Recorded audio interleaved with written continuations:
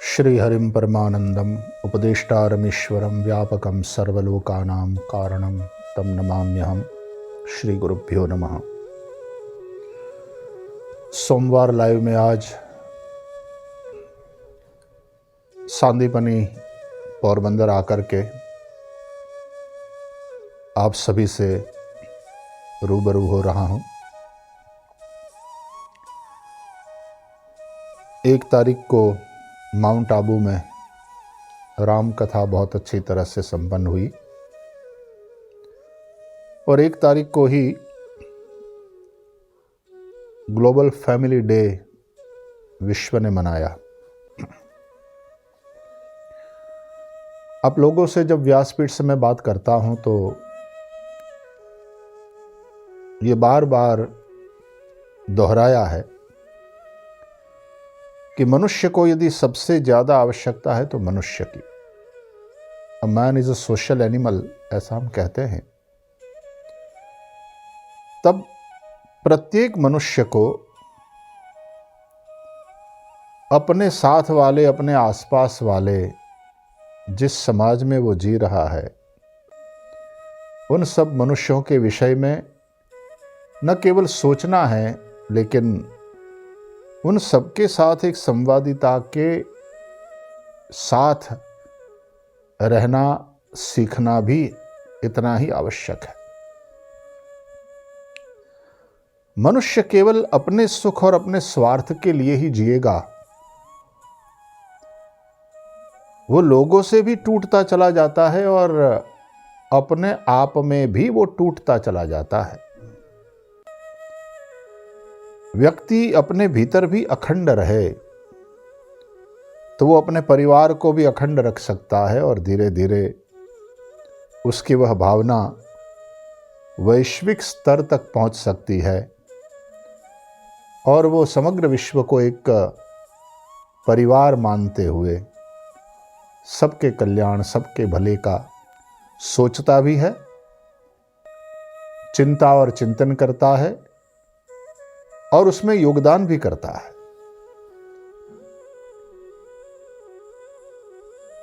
हमारा वो जो प्रेम है, हमारी जो करुणा है, वो कंडीशनल ना हो। देखो, हम जैसे हैं वैसे ईश्वर ने हमारा स्वीकार किया है कि नहीं, तो हम भी अगले का वो जैसा है वैसा उसका स्वीकार करें। जो जैसा है वैसा है। एक बात और जो ध्यान देने लायक है कि पारिवारिक सौहार्द के लिए एक सूत्र आचरण में, जीवन में लाने योग्य है और वो है कि दूसरों के कर्तव्य को हम अपना अधिकार न समझें। सारी गड़बड़, सारी समस्या यहीं से पैदा होती है। संतान का माता पिता के प्रति कुछ कर्तव्य है और संतान को अपने उस कर्तव्य का पालन भी करना चाहिए, लेकिन माँ बाप उसको अपना अधिकार समझ लेते हैं तो समस्या होती है। पत्नी का पति के प्रति जो कर्तव्य है और पति का पत्नी के प्रति जो कर्तव्य है, उसको जब दोनों अधिकार समझ लेते हैं तो रिश्तों में गड़बड़ वहीं से शुरू होती है। तो दूसरों के कर्तव्य को अपना अधिकार न समझे, पहली बात।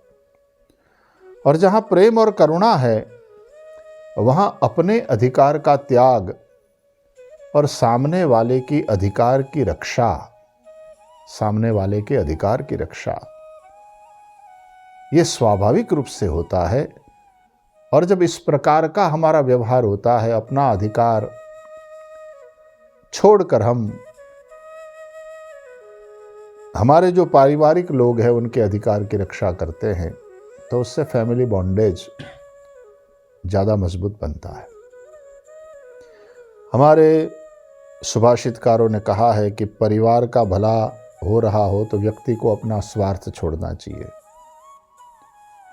गांव का भला यदि हो रहा हो तो एक फैमिली को अपना स्वार्थ छोड़ना चाहिए, और उसी तरह से राज्य का भला हो रहा हो तो एक जिले को अपना स्वार्थ, और राष्ट्र का भला हो रहा हो तो एक राज्य को अपना स्वार्थ छोड़ना चाहिए, एंड सो ऑन। अंत में जाकर के विश्व का भला जिसमें हो उस बात को ही आगे रखते हुए यदि सब सोचें तो ये जो वैश्विक परिवार, ग्लोबल फैमिली की बात है वो भी चरितार्थ होती है। तो अपनी फैमिली से लेकर के, मैं तो उसमें केंद्र में कहीं हुई नहीं, लेकिन मेरे आसपास का वातावरण ठीक रहे, उसमें मैं योगदान कर सकता हूं, तो निश्चित रूप से उसका फायदा, उसका फल मुझे भी मिलेगा ही। लेकिन यदि मैं अपने लिए ही कुछ करूं तो स्वार्थ छोड़ करके परमार्थ की ओर जाना है। और रामचरितमानस में तो परमार्थ को ही परमात्मा कहा है, राम ब्रह्म परमार्थ रूपा, अभिगत अलख अनादि अनूपा, सकल विकार रहित गत भेदा, कही नित नेति निरूपहि बेदा। आओ हम अपने मैं को और मेरा इस भावना को कम महत्व देते हुए हम हमारा और हम अपने आप को समर्पित करें समष्टि की सेवा के प्रति। बहुत बहुत ठंडी है, आने वाले दिनों में कोरोना का प्रभाव भी शायद बढ़ सकता है। प्रभु कृपा से भारत में वैक्सीनेशन हो चुका है, इसलिए कहा जा रहा है कि इतना ज़्यादा भय की बात नहीं, लेकिन थोड़ा सावधानी तो बरतनी होगी। सब लोग सावधानी बरतें। नए वर्ष की आप सबको ईसा के 2023 के लिए शुभकामना। आप सबका स्वास्थ्य अच्छा रहे, आप सब बहुत बहुत विकास प्रोग्रेस करें, ऐसी भगवान से प्रार्थना।